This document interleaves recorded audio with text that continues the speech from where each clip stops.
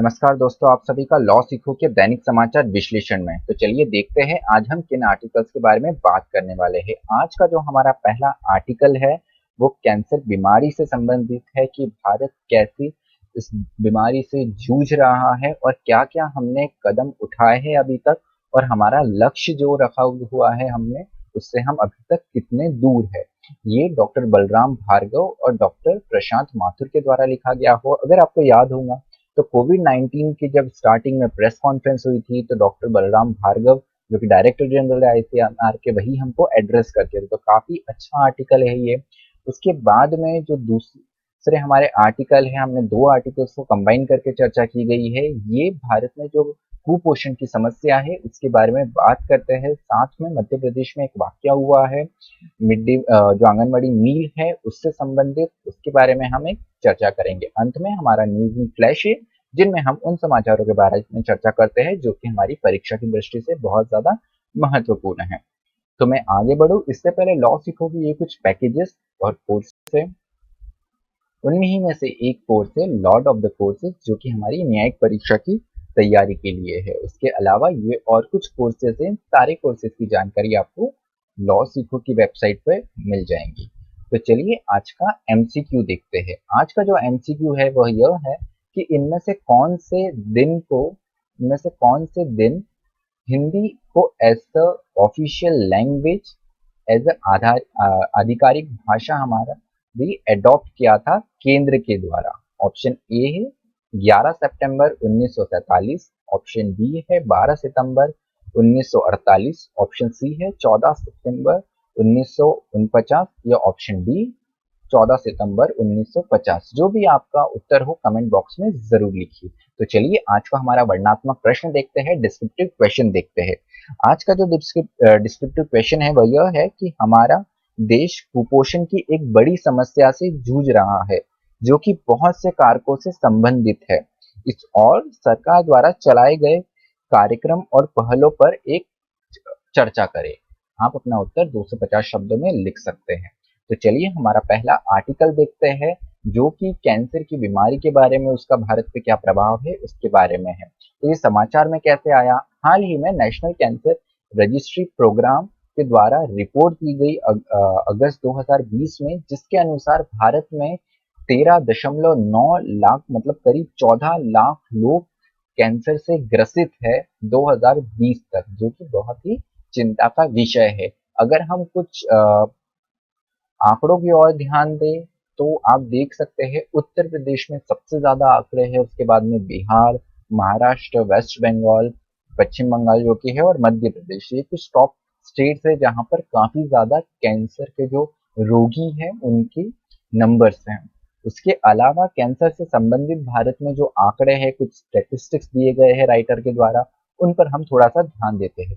तो 2017 में जो रिपोर्ट आई थी उसके अनुसार 1990 से लेकर 2016 तक 2.6% की एक बढ़ोतरी देखने को मिली, जिसे हम 2.6x कह सकते हैं कि इतने ज्यादा कैंसर के पेशेंट इस दौर में बढ़े। उसके साथ में अगर हम मृत्यु की, डेथ की बात करें तो वो आंकड़े तो डबल ही हो गए हैं। तो ऐसे कौन कौन से कैंसर के प्रकार है जिससे सबसे ज्यादा रोगी ग्रसित है?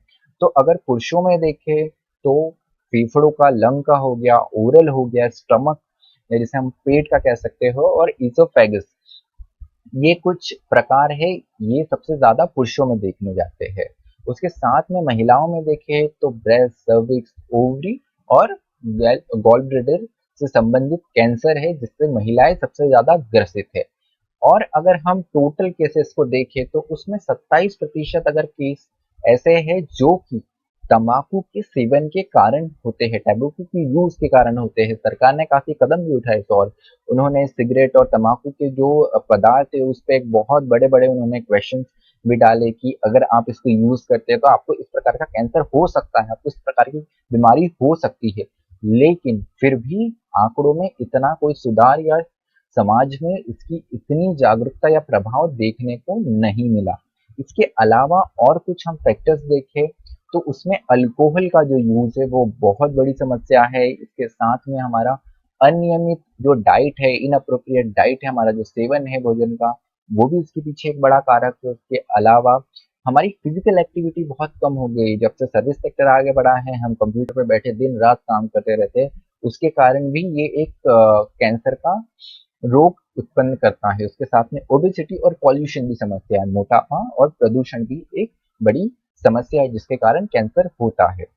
उसके साथ में एक और बहुत अच्छा आंकड़ा ये दिया गया है कि 50 से 60% ऐसे केसेस है जिनको हम अवॉइड कर सकते हैं। अगर हम ऊपर जो चीजों के बारे में हमने डिस्कस करा उन पे अगर हम विशेष ध्यान दें तो हम इन कैंसर से बच सकते हैं। हम इसका रिस्क, इसकी जोखिम को हम कम कर सकते हैं। तो देखते हैं कि कौन कौन से सॉल्यूशन हो सकते हैं, हल हो सकते हैं। तो सबसे पहला जो सॉल्यूशन बताया राइटर्स ने वो है कम्युनिटी का एम्पावरमेंट। हमारा समुदाय जो है हम उसको और सक्षम बनाए। वो कैसे बना सकते हैं? सबसे पहली चीज है वो है इम्प्रूव अवेयरनेस। हम जो उनमें जागरूकता और बढ़ाए, उसके साथ में हमारी जो स्वास्थ्य व्यवस्था है, जो हेल्थ सिस्टम है, हम उसको और मजबूत बनाए। साथ में हम स्क्रीनिंग की एक जो सेवा है उन तक पहुंचा सकते हैं। वैक्सीनेशन जिसे हम टीकाकरण कह सकते हैं उसको और बढ़ावा दे सके। और अगर अर्ली और टाइमली डिटेक्शन हो जाए, अगर सही वक्त पे हम ये जान ले कि हाँ कैंसर का ये बहुत अर्ली स्टेज है, तो हम वहां पर भी उसको ठीक कर सकते हैं। उसके साथ में समाज को और सक्षम बनाने के लिए इसे अफोर्डेबल ट्रीटमेंट, जो कि कम दाम पर हमको एक ट्रीटमेंट भी हम साथ में दे सकते हैं। साथ में जो हमारे पास में डेटा है, जो हमारे पास में आंकड़े आए हैं, उसे भी हम और अच्छे तरीके से यूटिलाइज, हम उसको इस्तेमाल कर सकते हैं। उसके बेस पर हमको प्रोग्राम्स, हमको पॉलिसीज, जो हमारी नीतियां है वो उसके आधार पे बनाने की जरूरत है, राइटर कहते हैं। साथ में कंट्री में कैंसर से संबंधित और अनुसंधान और रिसर्च करने की भी जरूरत है। उसके साथ में कैंसर को एज ए नोटिफाइबल डिसीज भी बनाने की जरूरत है, जिससे और ज्यादा ध्यान दे सके हम इस, और कैंसर को और अच्छे से हम टैकल कर सके। ये उसके साथ में जो एसडीजी का जो सतत विकास लक्ष्य है हमारा, जो यूनाइटेड नेशन संयुक्त राष्ट्र से दिए गए हैं, उसका गोल 3 जो है, जो कि उत्तम स्वास्थ्य और खुशहाली की बात करता है, जो कि बेटर हेल्थ और वेलबींग की बात करता है, उसके टारगेट भी काफी हद तक इसको टच करते हैं। जैसे कुछ टारगेट बताए गए हैं, उन्हीं में से ये है कि जो हमारा प्री मैच्योर मोर्टिलिटी है उसको हमको ठीक करने की जरूरत है। मानसिक स्वास्थ्य अफेक्ट होता है उसको ठीक करने की जरूरत है। खुशहाली हमको बढ़ाने की जरूरत है। उसके साथ में यूनिवर्सल हेल्थ कवरेज की हर किसी तक हेल्थ फैसिलिटी पहुंचे, उस और बढ़ावा देने की जरूरत है। साथ में जो डब्ल्यूएचओ के साथ में टमाटो से रिलेटेड कंट्रोल करने के लिए जो गाइडलाइंस दी गई है उनको पालन करने की जरूरत है। वैक्सीन बढ़ाने की जरूरत है। कम्युनिकेबल नॉन कम्युनिकेबल डिसीज को टैकल करने की जरूरत है। ये सब चीजें एसडीजी 3 जिन्हें हम सस्टेनेबल डेवलपमेंट गोल कहते हैं उनमें दी गई है। उसके साथ में हमारे हेल्थ फोर्स जो है, हेल्थ वर्कर्स का जो फोर्स है, उनको भी बेटर वे में रिक्रूट करना, उनको ट्रेनिंग करना और समय के साथ में अपडेट करने की भी जरूरत है। इसके साथ में अगर कुछ सरकार द्वारा चलाए गए प्रोग्राम्स की बात करें तो उनमें एक है आयुष्मान भारत, जिसमें सबको हेल्थ कवरेज देने की बात की गई, इंश्योरेंस की बात की गई। उसके साथ में स्वच्छ भारत है। स्वच्छ भारत अभियान आपको पता ही है, स्वच्छ भारत अभियान से काफी ज्यादा प्रभाव पड़ता है कि बीमारियां कम हो सकती है। उसके साथ में पोषण अभियान की बात की गई है और प्रधानमंत्री जन औषधि परियोजना की भी इसी के साथ में बात की गई है कि ये कुछ प्रोग्राम है, ये कुछ योजनाएं हैं जो सरकार द्वारा चलाए गए हैं। तो चलिए कुपोषण की भारत में क्या समस्या है उसके बारे में चर्चा करते हैं। तो हाल ही में केंद्र सरकार ने लॉन्च किया है कैंपेन फॉर मंथ ऑफ सितंबर एज अ पोषण माह। तो हम इस सितंबर महीने को पोषण माह के रूप में बनाएंगे। तो ये क्या है पोषण अभियान, इसके बारे में जानते हैं, जिसे हम नेशनल न्यूट्रिशन मिशन भी कह सकते हैं। तो इसके अंतर्गत एक टारगेट रखा गया कि जो स्टंटिंग है, अंडरवेट बच्चे होते हैं, जो कुपोषित बच्चे होते हैं, कोई जिनका कद कम रह जाता है पोषण की कमी के कारण, या वजन कम होता है, या जो लो बर्थ वेट होता है, जन्म के वक्त जो उनका वेट होता है वो काफी कम होता है, तो प्रति वर्ष हम इसको 2% के हिसाब से कम करें। उसके साथ में जो एनीमिया की समस्या देखने को मिलती है बच्चों में, खासकर जो किशोर अवस्था में जो लड़कियां रहती है, महिलाएं रहती है, ये समस्या को प्रतिवर्ष 3% से कम करने का एक टारगेट रखा गया है। जब हम इस गति से बढ़ेंगे तभी जाके हम एसडीजी में जो हमको टारगेट दिए गए हैं 2030 तक, हम उन्हें अचीव कर सकते हैं। तो बेसिकली पोषण अभियान ये कुछ मेजर्स ऐसे हैं कि हम एक टारगेट रखे गए कि हम इन समस्या को इस गति से कम करें। तो इसमें भी हम कुछ आंकड़े देख लेते हैं भारत के संबंध में। तो 2015 से 16 के बीच में देखें तो 35.8% जो बच्चे हैं वो अंडर वेट, और जो 38.4 बच्चे हैं वो कम कद की एक समस्या से जूझ रहे हैं। ये नेशनल फैमिली हेल्थ सर्वे के आंकड़े हैं। 2017-19 की बात करें तो the state for of food security and nutrition in the world के 2020 के अनुसार 28% जो अंडर नरिश्ड बच्चे हैं, जो कुपोषित बच्चे हैं, वो भारत में ही है। उसके साथ में 14% जो इंडिया का पॉपुलेशन है वो अंडर नरिश्ड है। वही चाइना और ब्राजील जैसे देशों की बात करें तो ये केवल 2.5% है, 2.5% है। उसके साथ में भारत के और जो गंभीर आंकड़े वो ये है कि विश्व की अगर हम 5 साल से कम आयु के हम सारे बच्चों की जनसंख्या देखें तो उनमें 28% जो बच्चे हैं कम कद वाले, मेल न्यूट्रिशन के कारण, कुपोषण के कारण, वो भारत में ही है। और कम वजन के दृष्टि से देखें तो ये 43% है, 43% है 2019 तक। तो ऐसे कौन कौन से कारक हैं जिनके कारण बच्चों में कुपोषण की, अंडर न्यूट्रिशन की समस्या देखने को मिलती है, उनकी चर्चा की गई है। तो जो सबसे पहला कारक बताया गया है वो है वुमेन लिटरेसी। तो वुमेन का जो शैक्षणिक स्तर है वो काफी ज्यादा कम है, उसके कारण ये देखने को मिलता है। और इसी के कारण जो चाइल्ड फीडिंग प्रैक्टिस है, जो स्तनपान का जो प्रैक्टिस है, उसमें भी एक कमी देखने को मिलती है। तो जो पहला बिंदु बताया वो ये है कि 13.7% मतलब करीब 14% महिलाओं ही हायर एजुकेशन ले पाती है। ये NFHS जो 15-16 के आंकड़े हैं उनके अनुसार है।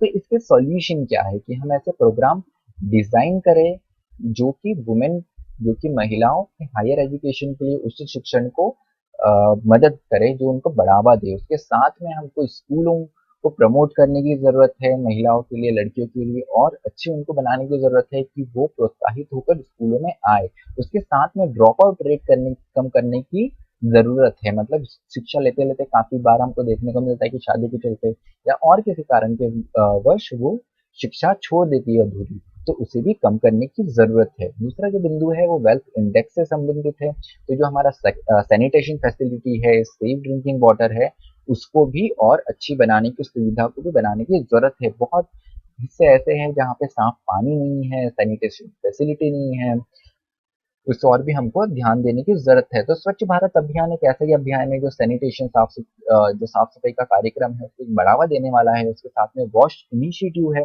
जो कि सेफ ड्रिंकिंग वाटर को प्रमोट करता है। ऐसे ही हमको इनको और मजबूत बनाने की और ऐसे ही और कदम उठाने की जरूरत है। ना सिर्फ केंद्र सरकार को नहीं, राज्यों को भी और बराबर ध्यान देने की जरूरत है। उसके साथ में एग्रीकल्चर पॉलिसीज और प्रोग्राम्स की बात करें तो हमारी डाइट काफी स्पेसिफिक हो गई है। आज से अगर आप हम अपने ग्रैंडफादर, ग्रैंडमदर से पूछेंगे, अपने दादा दादी से पूछेंगे तो उनके टाइम पे काफी डाइवर्स एक डाइट हुआ करता था। पर आज के समय में काफी एक यूनिफॉर्म डाइट बन गया है। हम भारतीय संस्कृति को मानते हैं कि काफी ज्यादा विभिन्न प्रकार के पकवान हैं, ये है, लेकिन आज के दौर में कहीं ना कहीं शहरीकरण के कारण और जल्दबाजी की जिंदगी के कारण हम काफी लिमिटेड फूड के और ही रह गए हैं। रेडीमेड मिल जाता है, तो हमको हमारी डाइट को और डाइवर्सिफिकेशन करने की जरूरत है, विभिन्न आहार लेने की जरूरत है जिससे हमारा एक बैलेंस डाइट बना रहे। उसके साथ में promotion of exclusive breast feeding की भी जरूरत है, स्तन पान को भी एक प्रमोट करने की जरूरत है। तो सरकार जैसे कहते हैं कि 6 महीने तक बच्चे को केवल स्तन पान ही करवाना चाहिए माँ का, वैसे ही हमको स्कीम्स को, वैसे हमारे इनिशिएटिव को बढ़ाने की जरूरत है। तो इसके साथ में हमको कॉम्प्लीमेंट्री फूड और डाइवर्स डाइट भी इसमें देने की जरूरत है महिलाओं को, जिसके कारण वो बच्चे को एक पूर्ण और अच्छा आहार मिल पाए। उसके साथ में प्रीनेटल और पोस्टनेटल हेल्थ केयर सर्विसेज देने की भी जरूरत है। मतलब उसकी जब उसकी प्रेगनेंसी होती है उस महिला की, तो उससे पहले और उसके बाद भी दोनों और हेल्थ फैसिलिटी बराबर देने की जरूरत है। उसके साथ में एक रिसेंटली वाकये की बात करते हैं जो कि मध्य प्रदेश से है। तो मध्य प्रदेश में जो वुमेन और चाइल्ड वेलफेयर मिनिस्टर है, जो बाल और शिशु विकास मंत्रालय की जो इंचार्ज है उनके द्वारा ये कहा गया कि हमारा जो प्रीवियस कमलनाथ गवर्नमेंट में जो एक डिसीजन लिया गया था वो तभी भी women and child welfare ministry थी कि हम बच्चों को अंडे उनके आहार में देंगे, आंगनबाड़ी के जो मील्स होते हैं उनमें देंगे, under integrated child development scheme ये जो योजना है इसके अंतर्गत देंगे, तो वो हम कंटिन्यू रखने वाले हैं। तो इसकी जरूरत क्यों है? तो सबसे पहले तो बात ये समझने की जरूरत है कि मध्य प्रदेश एक ऐसा राज्य है जो कि कुपोषण से बहुत बुरी तरीके से प्रभावित है। उसके साथ में लॉकडाउन के चलते तो ये समस्या और ज़्यादा गंभीर हो चुकी है, क्योंकि इस दौरान बच्चे आंगनबाड़ी नहीं गए हैं, उन्हें मिड डे मील नहीं मिला है प्राइमरी स्कूल्स में। तो ऐसी स्थिति में हमको न्यूट्रिशन पे ध्यान देने की बहुत ज़्यादा ज़रूरत है। तो एक सर्वे हुआ है एनजीओ विकास संवाद के द्वारा, उसके द्वारा ये रिपोर्ट में पाया गया कि 122 ऐसे विलेजेस जिसमें एससी और एसटी बहुसंख्यक है, वहां पर जो एक पोषण है वो बच्चों में 51% से नीचे गिरा है। जो प्रेग्नेंट वुमेन है, गर्भवती महिला है, उसमें वो 67% तक गिरा है। लैक्टेटिंग मदर्स में ये 68% तक गिरा है। मतलब ये मेल न्यूट्रिशन का बहुत ज्यादा खतरा बढ़ा देता है। तो ये इस जो एक स्टेप लिया गया है, कदम लिया है, इससे कहीं ना कहीं एक क्रिटिसिज्म भी देखने को मिला है, एक आलोचना देखने को मिली है। क्यों? तो उसके कारण कारक है कि मध्य प्रदेश एक ऐसा राज्य है जहाँ पे 40% जो जनसंख्या है वो शाकाहारी है, वो वेजिटेरियन है। उसके साथ में अभी वहाँ पे बाइपोल्स भी आने वाले हैं, उपचुनाव आने वाले हैं, जिसके कारण काफी ज्यादा रिलीजन और दूसरे मुद्दे रहते हैं जो कि चुनाव को प्रभावित करते हैं। तो उसके चलते देखते हैं ये नियम कंटिन्यू रहता है कि नहीं रहता है। उसके अलावा और कौन से दूसरे स्टेट्स है जहाँ पे जो अंडे है, जो एग्स है, उनको आंगनबाड़ी में दिया जाता है? तो ऐसे 14 राज्य है। उनमें से 9 राज्यों पे ऐसे है जहाँ पे 95% पॉपुलेशन जो है वो की नॉन वेजिटेरियन है, जो कि मांसाहारी है। और 70% ऐसे राज्य है, 5 ऐसे राज्य है जहाँ पे 70% नॉन वेजिटेरियन। तो ये जो 14 राज्य है, यहाँ पे मोस्ट ऑफ द जनसंख्या है वो नॉन वेजिटेरियन है। तो यहाँ पर मध्य प्रदेश जैसे राज्य में ये लागू हो पाता है कि नहीं हो पाता है, ये देखने वाली एक बात रहेगी। तो चलिए आज का न्यूज इन फ्लैश देखते हैं। तो सबसे पहले आप सभी को हिंदी दिवस की हार्दिक शुभकामनाएं, क्योंकि यही आज का हमारा न्यूज इन फ्लैश है। पिछले 1 महीने से आप हिंदी टीएनए को काफी सपोर्ट कर रहे हो, उसके लिए आप सभी का धन्यवाद। और साथ में आपको जो भी सुधार लगते हो, जो भी आपका फीडबैक हो, वो भी आप हमें साथ में दिया कीजिए। तो आज की तारीख बहुत ज्यादा महत्वपूर्ण है, क्योंकि इसी दिन 1949 में 1949 में हिंदी को एज ऑफिशियल आधिकारिक भाषा के रूप में स्वीकार किया गया हमारे केंद्र के द्वारा। इसके अलावा और 22 शेड्यूल्ड लैंग्वेजेस भी है जो कि हमारे यूनियन ने अडॉप्ट किया था। तो 2 ऑफिशियल लैंग्वेज है यूनियन गवर्नमेंट की, पहली है हिंदी और दूसरी है अंग्रेजी। तो ये थोड़े आपका इम्पोर्टेंट रहता है, इसे और नोट करने की जरूरत है, ऐसा कभी भी प्रश्न आ सकता है। इसी के साथ आज का जो विश्लेषण है वही समाप्त होता है। मुझे सुनने के लिए आप सभी का धन्यवाद। इसी तरह पढ़ते रहिए, मेहनत करते रहिए। Thank you.